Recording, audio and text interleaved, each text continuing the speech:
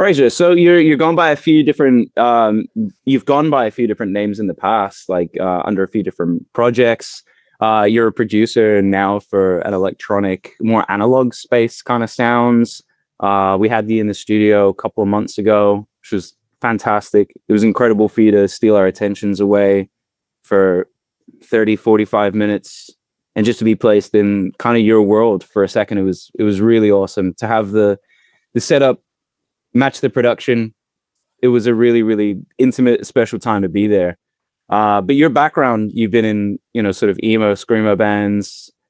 Conceptually, that's what I know about your sort of beginning. Telling me a little bit about Foxes, Thunderhead, what came first, and what sort of took you down that rabbit hole?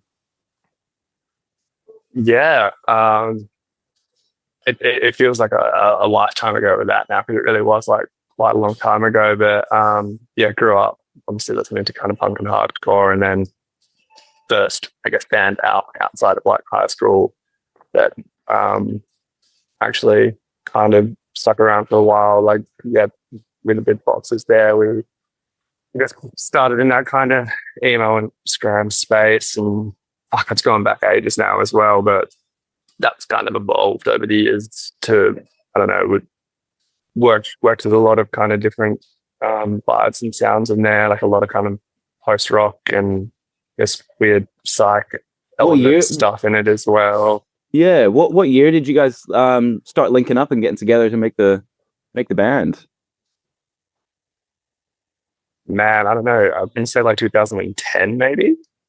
Okay. Yeah, awesome. Yeah, seems about right. I could be off a little bit. Like, yeah, early 2010s for sure. Yeah. I think we were done by. I think we were done like 2015 or 2016. I think we released our like the album, like the proper album in 2015, and I don't think we made it like more than a few months together after releasing that. So that killed the band basically. That writing, recording, and releasing of that album was the death toll for us. Fuck, man, that's really interesting. I love the way you speak about it, because obviously those old wounds have healed, but back in the day, I'm sure they were as fresh as ever. But not to dig up old past or dox any of the old bandmates. Do you guys still talk, or do you? Yeah, definitely. I think I feel like I'm the kind of link between everyone else. Like I think I still kind of chat to nearly everyone. You're the catalyst. Maybe. No, it's yeah.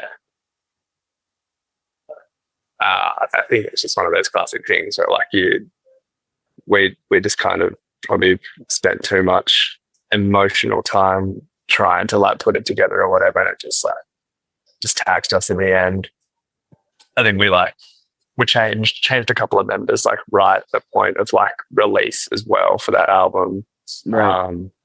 Which kind of sucks because I liked what we were like heading with that as well. Like we got these like two new people playing in the band like just after releasing this album that sounded quite a bit different as well, and it was like, oh, cool, let's see where this goes, and ultimately that was in the bin.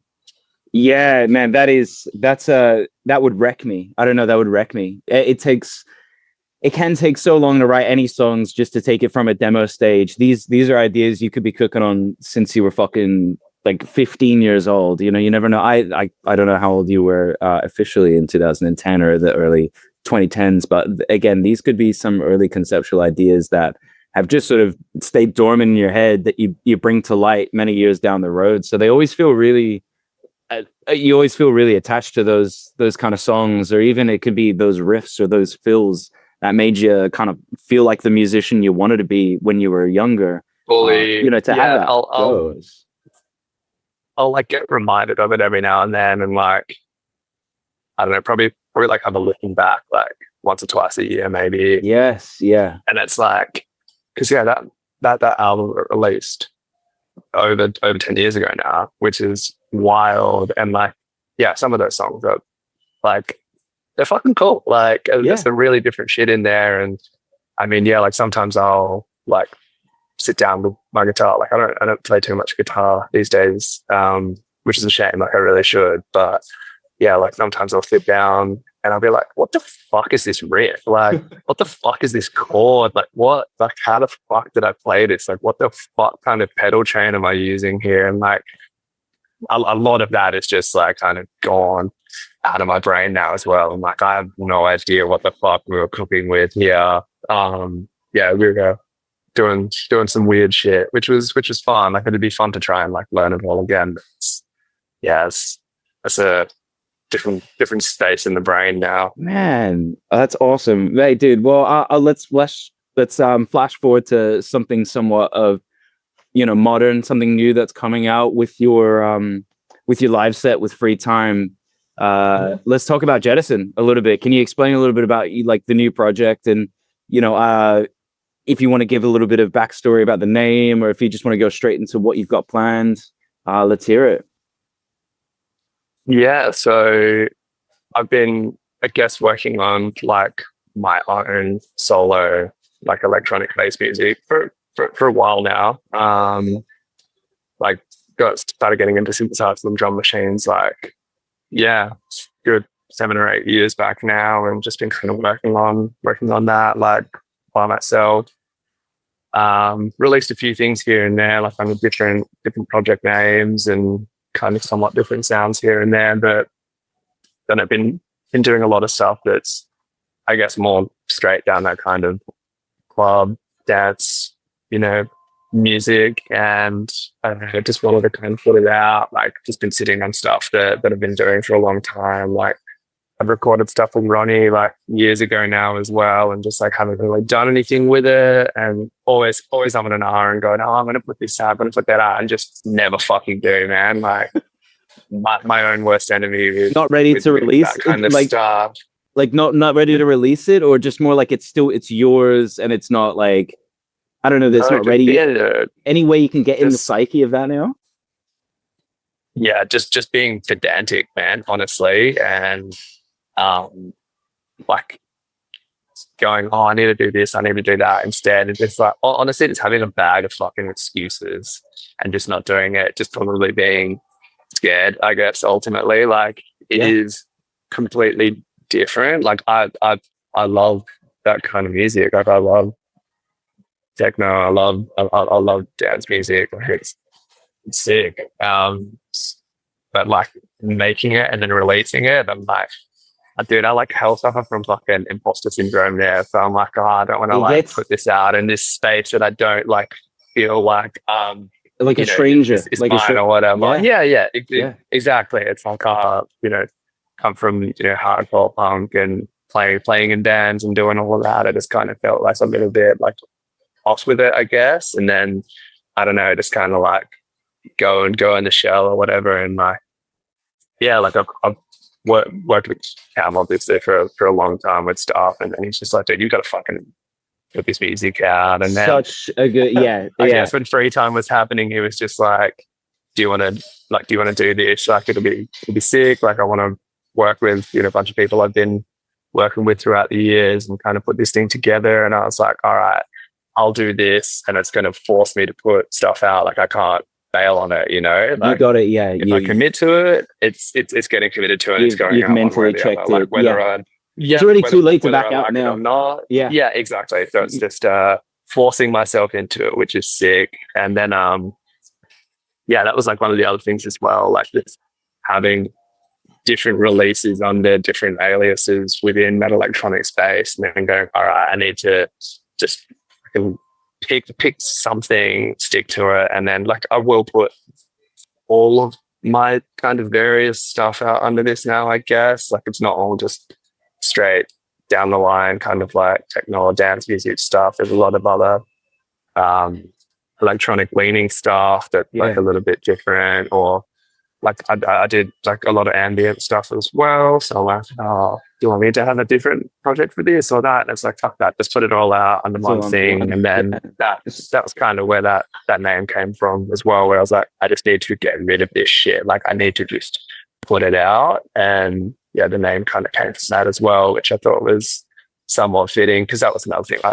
sat on like trying to come up with a project name for years, being like, oh, it's going to be this, it's going to be that. And then like, I think, well, like a week or so ago, I was like, nah, this is it. I'm sticking to it, sent it to Cam, did this. And it's like, oh, well, it's again, like it has to be this now. It's now this is it. Yeah, that's you've been kind of like somewhat ignorant to the first step, kind of holding back from taking it. And now in hindsight, you can't look back at your first step and say, never mind. Let's go, even further, one further back, dude. Yeah. So there's no kind of pulling out from this point. I'm like, it's just going to happen. He's going to do it.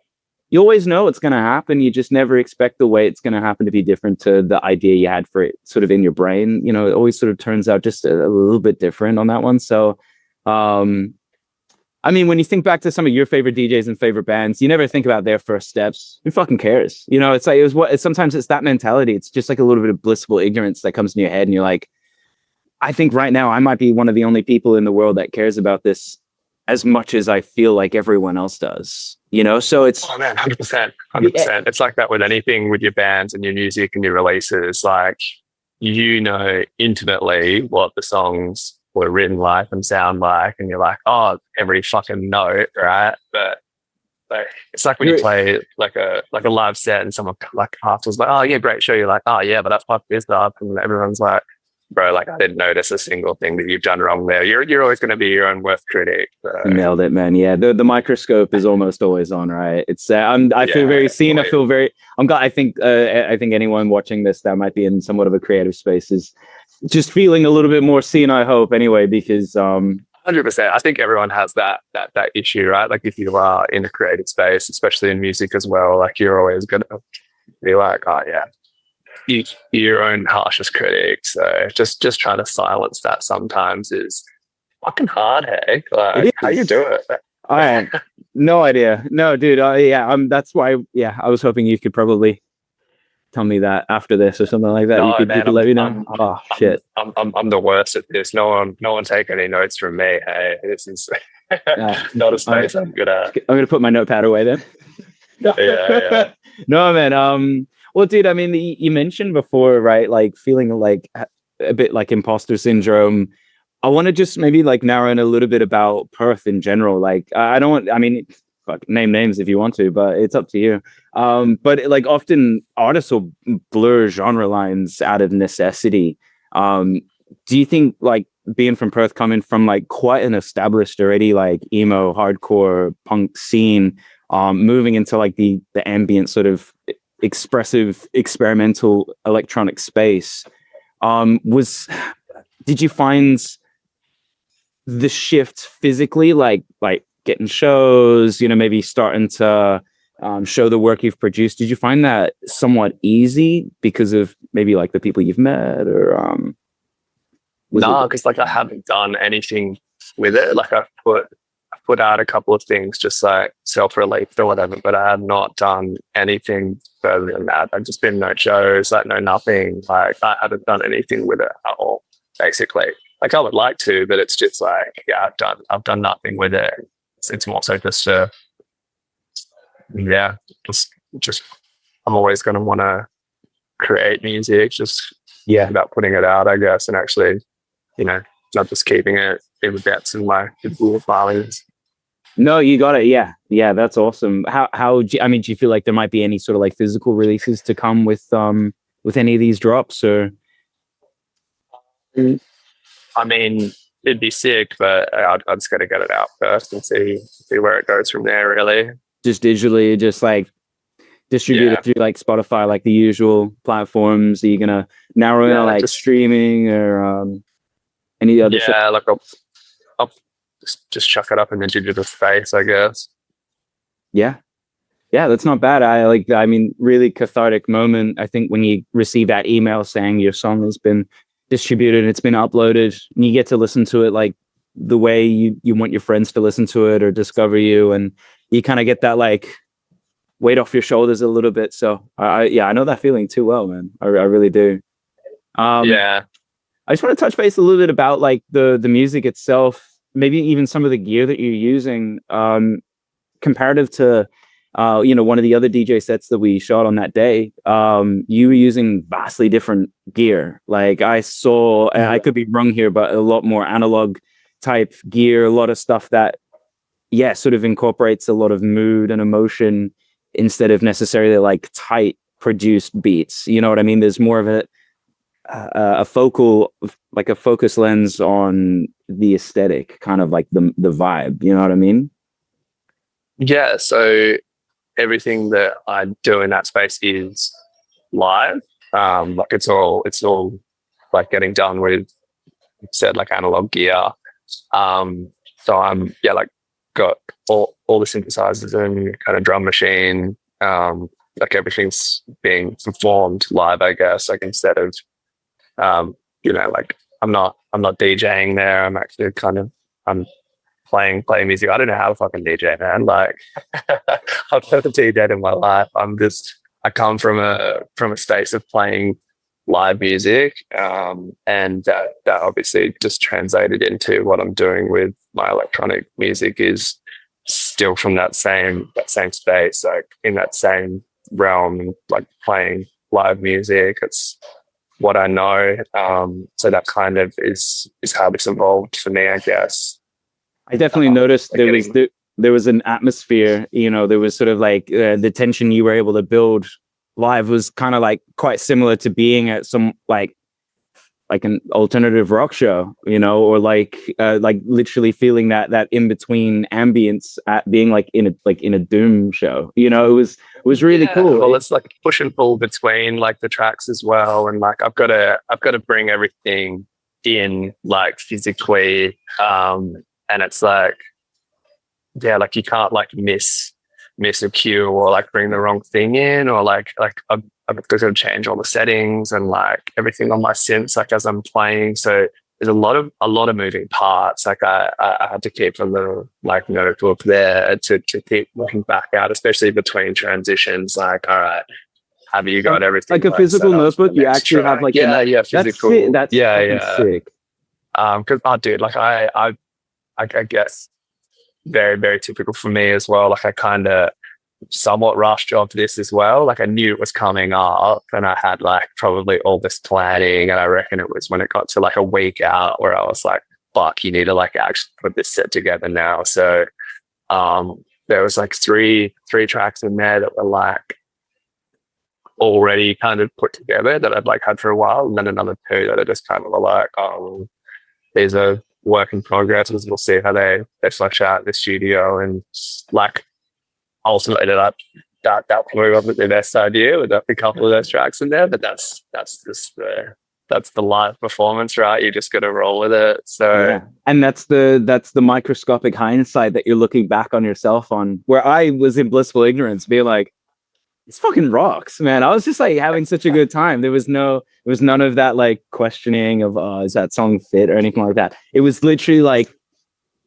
I'm here, and you kind of just had us for a little while. It was sweet. It was awesome. Yeah, it was a lot of fun, man. Like I really enjoy it. Like once you kind of get in that zone, essentially, like once it clicks, and you're like, all right, well, I'm stuck in here now, and I'm just fiddling knobs and pressing buttons and making this happen and until we get to the end. So yeah, it's a lot of fun. And I mean, with the fact that it's all kind of playing out live and I'm like controlling everything going on, it is like, you can extend this part longer if it's sounding cool, or like you get that little improvisational aspect there as well. And then yeah, like you're saying, like transitioning between songs, like I've got to kind of be kind of quick with that, and just trying to see how certain songs can flow into each other, how I can make those transitions happen. Like I don't have the ability, like in a DJ set, to like mix two songs together, and like bring one in as another kind of coming out. I've got to try and figure out how I can snap from one to the other and make that seamless. So that's where like a lot of effects will get used. Like I'll send stuff into delay or reverb on this channel and just try and blend things together when and where I can there. So a lot of to me, and I don't want to sound too wankery here, but that artistry and that sort of those textures that I was kind of talking about is coming out of a place of necessity instead of like, yeah, I mean, obviously it's a choice, but it's coming out of like, I need to transition these songs. So I'm going to do a bit of experimentational work here. Kind of keeps it fresh in a sense where it might work, it might translate into what you're thinking, or it might not, right? That's kind of analog gear. And that's, I mean, especially analog delay for me, you know, there's a diameter where you can have fun before it takes over. That's the thing with the like analog synths as well, where it's like, you know, so some of those are like kind of old as well, and like I've got to tune a lot of them in before we start. That's like you do run the risk of that as well. Like, is this gonna actually play ball today? Yeah, like, knowing your parameters. Yeah. But thankfully everything kind of worked well for the set. Oh, apart from the speaker falling over during that track. You know what? On rewatch, and like we can do this on the interview. You can like snap to this scene happening right now. Yeah, Ronnie just Colby tripped it over, didn't he? It did. Yeah, he did. Yeah, he did. Yeah, I fucking know it. Yeah, hey, we got to make him pay for it right now. I got fingers pointed at me. He didn't say a single thing about that when it happened. It was just like, oh man, like the bass just shook the speaker off at the time. I was like, yeah, fuck, man, it must have been the bass. But yeah, and then when I watched the video back, you can see him walking backwards right as that speaker falls, right when he clipped it. He clipped it. You know what? If it wasn't for his camera setup as well, that little like top-down DJI, we wouldn't have known. That was like when that happened in the set. Like obviously that speaker knocked over, and like that threw me hard. I was like, well, fuck, what do I do now? Like I lost kind of where I was at, like what I was meant to be doing.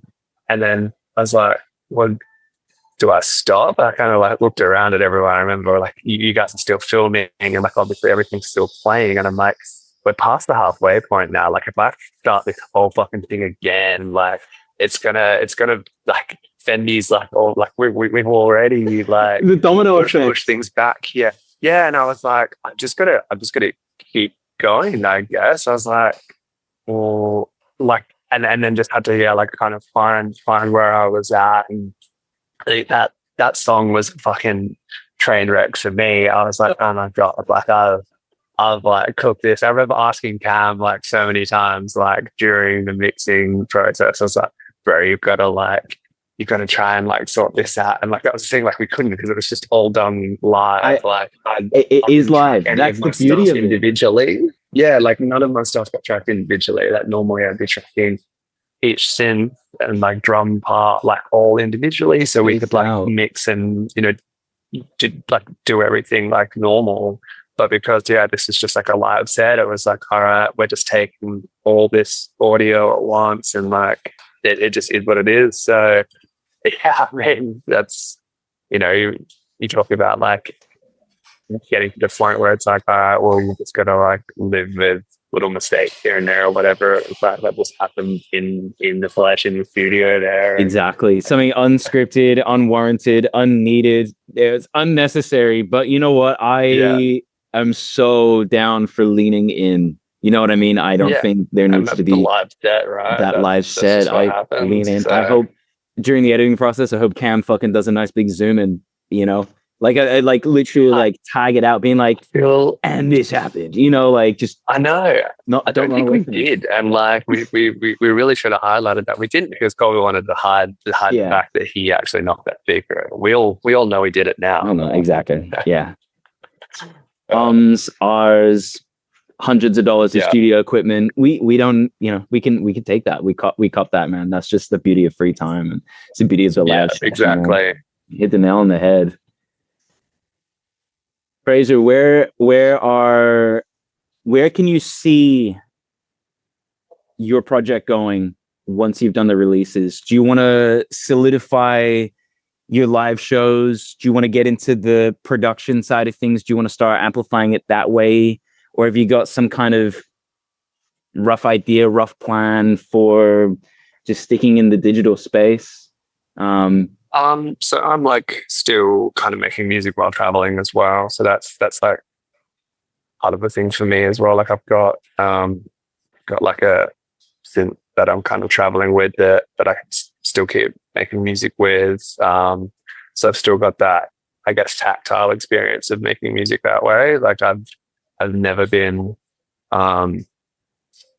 like producing music or making music within a computer. It's always been instruments for me. So I Yeah. still needed that aspect to travel with. Like I like picking up things more so like out of necessity now, just working away from like a studio in a sense, and like being able to learn more stuff in that digital space. But yeah, needing that tactile like analog kind of piece of kit to create with is integral for Yeah. me. So still making music while traveling. So once you kind of get this project up and running, it's just I'm traveling and still making music. So I'll just try and keep releasing things as I'm going. I've got like I was saying before, I've got a bit of a back catalogue of stuff that I'll be drip feed through as well now that it's like up and happening. It's like, well, here's stuff that I've done years ago now, like within that space, like just release it, just put it out, just put it out in the world and stop letting it sit in a computer folder somewhere. That's it. And yeah, hopefully just keep making some music and releasing it while traveling. And then, I mean, upon getting home and like I'll be home like end of the year maybe. Yeah, it'd be cool to do some stuff with it. Like I'd love to try and play a live set with it. It's just it's one of those things like getting around to putting that together and linking up to do it would be cool. But yeah, going through the right avenues. There's a lot of moving parts with it as well. Like as you saw in the studio there, it's like that was bringing like not all of the stuff out of my studio into the studio for free time, but like a decent chunk of it. So I think if I was going to play this out like in a live setting and actually do stuff with it back home, I guess being, I suppose like I would want to solidify that kind of set up a little bit more and probably work on getting that in a more workable space, because you just can't be rocking up like with all those synths and shit trying to set that up like yeah, I mean, a lot of it must be problem solving as well. You know, if you've got some kind of brick connection, you're on a strict time frame. Your set starts at 8. You've been sound checking since you got there, and there's still something wrong. Those kind of things happen in those evenings when you're like, you know, our deadline is just creeping up on us, and none of us in the room can figure out what it is. And I think, you know, probably back when you were playing guitar a lot more in your band setting, you know, there's a lot less to go wrong. You know, 9 times out of 10, it's going to be the volume pedal. Like that's of the technical difficulties. Yeah, we always have pretty demanding like setups from like like gear and pedal board point of view. We're pretty nerdy on that shit. Yeah. Definitely a gear nerd. Always been a gear nerd. Like, and that still plays into like the stuff I'm doing now electronically. Like I'm still running my synth into like guitar pedals and like effects. So like I'm still doing that. Like I love gear and effects pedals. Yeah, what is it about it that when you get into sort of making music, and I don't know, maybe it's just like coming off of the high of like buying a little bit of gear that you know is a little bit out of budget, too expensive, and you know you got to make it work. You know, it's maybe like a piece of gear that you're like, oh man, like I half know how to use this, but the other half of this is going to be fun learning how to do it. Like were you like that growing up? Were you like that with other hobbies of yours, of just like when you go into something you just deep dive and it becomes a part of your being? You know, like even when your entertainment becomes education, you know, where you know half of the joy of your day, like say you've done just like a long shift at work, you come home, you're like, I'm gonna see what, you know, freeze pedals are out there, or like what Moog boards are done, you know, like going down that rabbit hole, is like YouTube just like your main source now of entertainment? Or I definitely did that like a lot back in like the younger kind of musical, exploring a lot of that stuff when I was in bands, like for sure. Not so much like these days. I think like I've kind of got that out or whatever. Yeah, like still like very into like music gear, but I think that kind of transitioned from like when I was in bands and it was guitars and like effects pedals and stuff, and then that started transitioning into like vintage synths and stuff. But I think with like the difference in that is like how well out of budget that shit becomes. Like you can just go buy a new guitar pedal online, right? With like, you know, you go like your week's paycheck or whatever. You're like, oh, they got them on Timu now, yeah. yeah, exactly. But like, yeah, you can't really do that with like a fucking like Roland Jupiter or Juno or some shit. You're not just going to like randomly buy like a fucking vintage synth or whatever. So, yeah, I think it was just like still having heaps of like leftover gear from playing guitar. And well, all of this is still like usable with this synth merging them together. Like, yeah, and then like that kind of opens up new, I don't know, sounds and stuff there. And I think that was what kind of drew me into synth in the first place. Was coming from that guitar kind of effects space where it was like, okay, I'm running my guitar into all these pedals and like fucking up the sound, you know, you utilizing different effects, like runs and how things are set up. And then it's like, well, you kind of just like a synth at some point, it's just like a big, massive effects pedal. Yeah. So it's like, all right, this is heaps fun. It's that process of completely tearing apart what you learned and knew about guitar, you know, starting off on just like your basic open chords, the power chords, and then you obviously effects pedals, then sort of just producing these like whack environments that you've got sonically.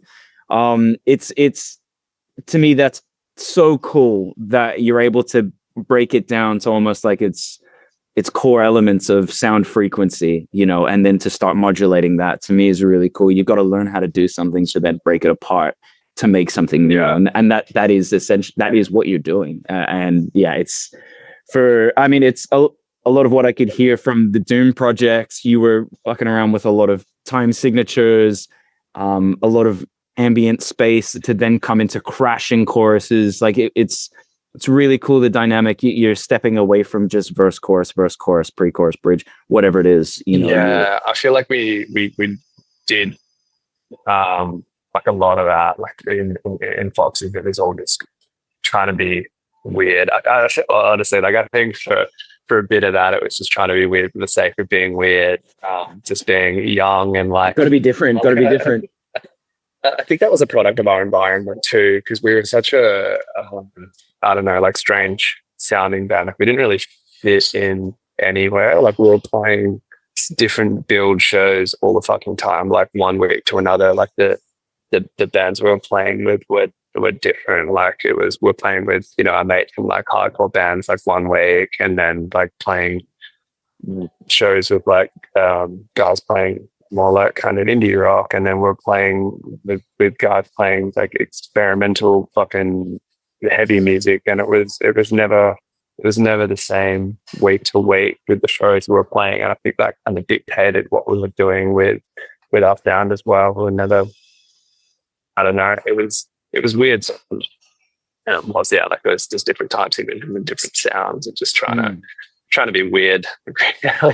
I love that. You summed it up beautifully, like being weird for the sake of being weird. Because, well, I mean, to me, I if I'm going to a mixed bill, which if you're from where we're from, like if you're from Perth, like you don't really have a choice all the time. Like mixed bills, I love them. You know, you're getting a complete genre wipe. You're going to feel every bandwidth of emotion. Like when you read a good book, you've got a character you can kind of gravitate towards depending on how you feel on the night, you know, or how many fucking, you know, vodka tonics you've had as well. That's always a big decider. But I think being that weirder band, you know, that is a superpower to have.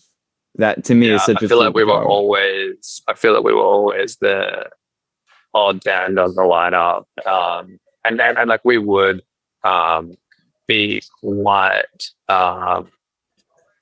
what I'm looking for here, like quite picky, like in our sets as well, like week to week. Like if we knew we were playing a you know a weirder gig or like a heavier gig or like whatever the lineup was like, we would try and change our set to fit that as well. Like we had songs we could change or like play differently from like week to week to try and fit in a little I'm gonna bit go heavy more on because this we all part. Yeah, yeah, kind of yeah, thing. because we always just like felt a little bit like a little bit out of place Out and of place. various yeah, That's which is amazing, man. weird. It's a I, I, it's a weird feeling.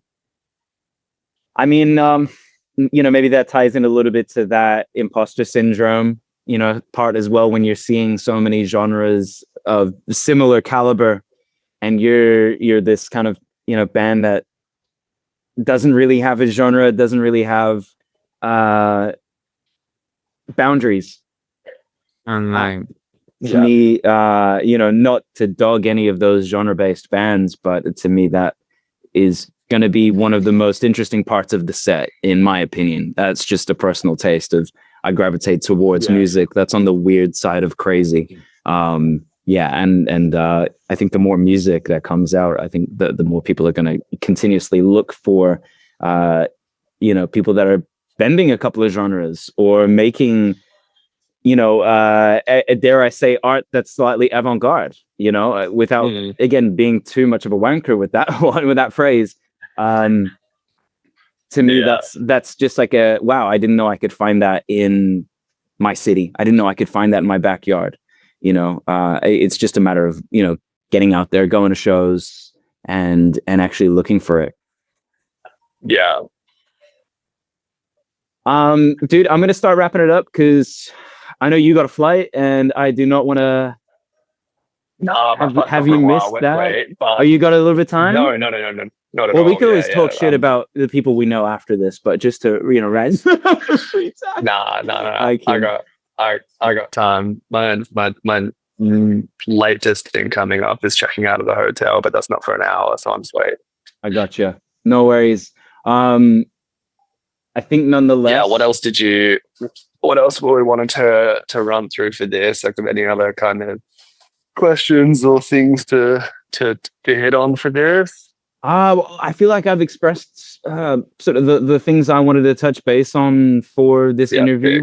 We've reached a pretty good milestone. We're sort of only going for 18, 20 minutes kind of thing. So it's enough for Cam to sort of like splice up and chop up. But then we'll also drop the probably somewhat of an unedited version of this conversation, which is fun because you can look back on yourself, warts and all, and see yourself very clearly and be like, cringe how hard. It is or it is. Yeah, that's it. But no, man, dude, yeah, Fraser, Thunderhead, fucking Foxes, Jettison, whatever alias you want to go under, or is it? It's specifically Jettison now. This, like Foxes and Thunderhead were bands, and then this is just my own stuff. Side question. Did you name all of those projects? Were you the name guy? No, not for Foxes. I think, I came up with Thunderhead for that band. So that was a lot of fun as well. So that was like post Foxes, and that was just like me and two of my best mates, just making kind of bonged out, like stoner, doom, psych stuff, like a little 3-piece. And that was real fun. Like we recorded all that stuff live with Cam, like back in the early days. Of like Opaque, I guess, and that was like the garage sessions. Some of them were garage sessions. I think we definitely recorded that stuff at Vision. Yep. I think we did some like dub in the garage for sure.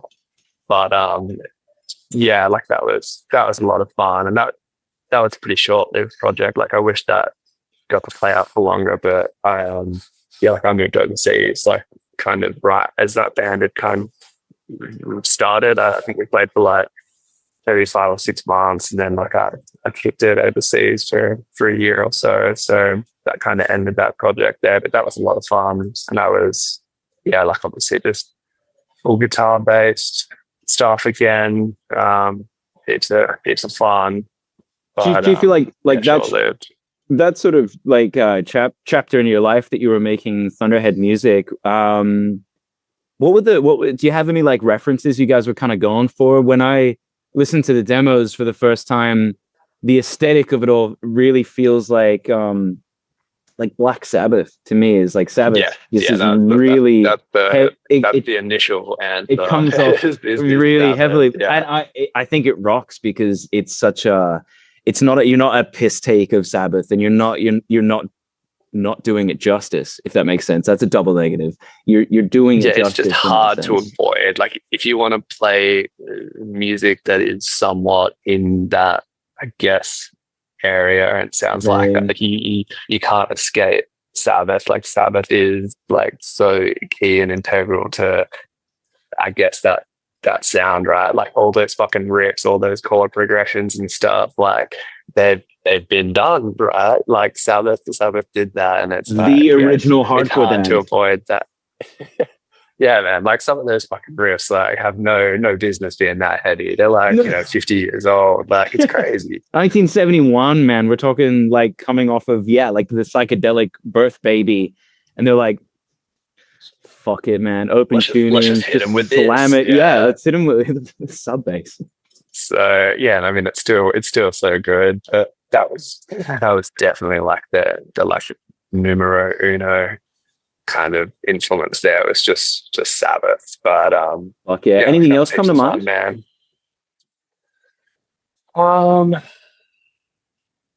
Like there was a bunch of other stuff we're kind of jamming on at the time, I guess. But like ultimately it's just like what are we kind of like writing, and it was just, I think that project was really a lot of fun. I think what made that so good was that band was like just like we were just jamming in like the other boys, like their living room. Like we had this perfect scenario there where like the neighbor's house was like set really far back on their property, so they didn't hear anything. Someone didn't live across the road, and like the other next door neighbor was like fucking deaf or something, bro. So like we had this perfect scenario where we could just like jam in the living room, like full band set up in there, and like no one cared. Like there was no noise complaints. There was like never anything like that. So it was like the perfect situation where we weren't confined to the the jam space. Like you didn't have to go load in once a week, like set up. Everything's already there. You're not having to like put t-shirts over the snare or like dampen your crashes. Lucky. So we were just like essentially just hanging out, getting high, drinking beers, just hanging out basically. And then it was just, okay, well, like all of our gear's in the living room there. So when we're good and ready, like we were just going in and out all day from hanging out and playing music. And that was a really cool way to write music as well. Just like really it was just kind of the fun of it, and like we knew we were like jamming these days or whatever, but it wasn't just just here to kind of make music and rehearse and practice. It was we're hanging out, and then there was no really good way for ideas to flow, and it was just really fun. Sounds like there wasn't any like bigger purpose other than just max chill, having fun, like getting off your phone. Like you're not playing, your phone games or whatever. Like you're not just like bullshitting around, not talking to each other, not doing anything. It's to me that's a fun little time to be in. Yeah, and just having the three of us as well, like, and having like all that kit set up all the time. It was we would swap around, just like fucking around on an instrument that wasn't us as well, right? And then like it's funny how songs get written that way too, because like Tom was playing drums and like playing them hell weird because he's not a drummer. Like Dirk was a drummer, So it was fun that like, you know, we could fuck around with stuff like that. And it was like I actually really like that kind of ooga booga drum beat you're doing. That like like that was fun too. That's amazing, man. Yeah, that's incredible to hear. I love that because that's man. Like no one's in their head. You know, there's been too many times that I can count where you're in a jam space and there may or may not be a deadline, and shit's not happening, or someone's rocked up way too drunk, or someone's just like, yeah, just not in the right headspace to collaborate and to even just like have a good time. So dude, that just sounds like pure Yeah. fucking magic, man. Just letting it go Yeah. and not having a preconceived notion of, oh, we need to sound like this. It's just like any idea fucking counts. It's all like on the same level as long as it's fun. And like I said, like those Yeah. unga bunga riffs, as like Yeah. nasty as that might have been in that moment, you're hearing the bigger picture of what it could produce. So it's really sick, man, that happened.